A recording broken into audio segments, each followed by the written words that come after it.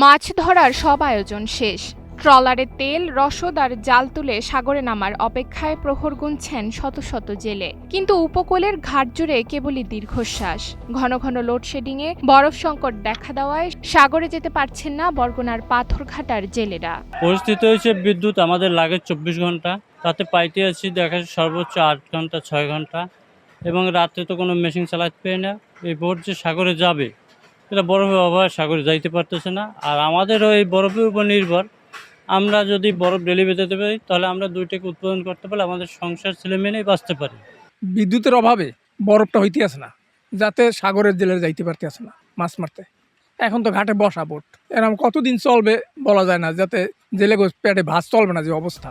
দেশের অন্যতম বৃহৎ এই মৎস্য অবতরণ কেন্দ্রে প্রতিদিন উপকূলের বিভিন্ন এলাকা থেকে ট্রলার এসে মাছ খালাস করে। তবে ২৪ ঘন্টার মধ্যে মাত্র ৫ থেকে ৬ ঘন্টা বিদ্যুৎ পাওয়ায় বরফ উৎপাদন তলানিতে গিয়ে ঠেকেছে। টানা ৪-৫ দিন ঘাটে নোঙর ফেলে অপেক্ষার পর মিলছে কাঙ্ক্ষিত বরফ। কারণে বরফ হইতেছে না, আমরা নদীতে যাইতে পারতেছি না মাছ ধরতে।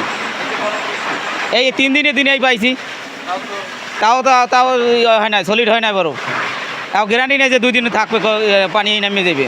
আমরা যে ব্যবসা বাণিজ্য করি খাম, আমাকে সেই কেমন চলে এখনো কায়দা নাই। এখন এই বরফের কারণে অনেক যাইতে পারতে নাই নদীতে, প্রায় অনেক টলারাস। মাছ সংরক্ষণে বিপুল পরিমাণ বরফের প্রয়োজন হলেও বরফ কলগুলো এখন অচল প্রায়। লোডশেডিংয়ে মিল মালিকদের অতিরিক্ত বিদ্যুৎ বিল গুনতে হচ্ছে, নষ্ট হচ্ছে কলের মূল্যবান যন্ত্রপাতি। আর বরফ না পেয়ে ঘাটে বসেই অলস সময় কাটাচ্ছেন জেলেরা। প্রভাব পড়েছে আড়তদার, মাছ ব্যবসায়ী ও দিনমজুরদের ওপর। বিদ্যুৎ না থাকার কারণে, বারবার লোডশেডিংয়ের কারণে আমাদের মিলের অনেক ক্ষতি হয়। যেমন মোটর পুড়ে যায়, কন্ট্যাক্ট পুড়ে যায়, তারপর জেলেরা যেতে পারছে না।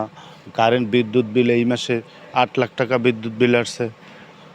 ৮ লাখ টাকা বিদ্যুৎ বিল আসছে মানে দেখা যায় ২০ মিনিট থাকে আবার চলে যায়, ২০ মিনিট পর আবার চলে যায়। যখন স্টার্ট করে তখন তো বিদ্যুতে প্রচুর ঘাটতি হয়, তখনকার এই বিদ্যুৎ বিলও বাইরে যাইতেছে। ঘাটে মাছের সরবরাহ কমে যাওয়ায় কেনাবেচা নেমেছে শূন্যের কোঠায়, যার সরাসরি প্রভাব পড়েছে সরকারি রাজস্ব আদায়ে। একদিকে জেলেদের আয় রোজি বন্ধ, অন্যদিকে মৎস্য খাত ঘিরে দেখা দিয়েছে স্থবিরতা। অবতরণ কেন্দ্রটা আসলে বিক্রি বা নিলামটা শুরু হয় ভোর ৬টায়। তো সেক্ষেত্রে যদি বিদ্যুৎ না থাকে সেক্ষেত্রে আমাদের ল্যান্ডিংয়ে বা অবতরণে একটা জটিলতা তৈরি হয়। তো আমরা সেটা জেনারেটরের মাধ্যমে ওভারকাম করে থাকি। কিন্তু সেক্ষেত্রে দেখা যায় দীর্ঘ সময় যদি জেনারেটর চালাইতে হয় সেক্ষেত্রে একটা আর্থিক অনেক লসের দিকে যাইতে হয়। আর পাশাপাশি আপনারা জানেন যে মাছ অবতরণ বা ফ্রিজিং এর জন্য বরফ প্রয়োজন। এখানকার যে বরফ কলগুলো আছে বিদ্যুৎ সংকটের কারণে ঠিকমতো বরফ প্রোডাকশন করতে পারছে না। দ্রুত বিদ্যুৎ সরবরাহ স্বাভাবিক করা না গেলে পাথরঘাটার মৎস্য খাত আরও বড় বিপর্যয়ের মুখে পড়বে বলে আশঙ্কা করছেন সংশ্লিষ্টরা। নুসরাত তালবিয়া, সময়ের আলো।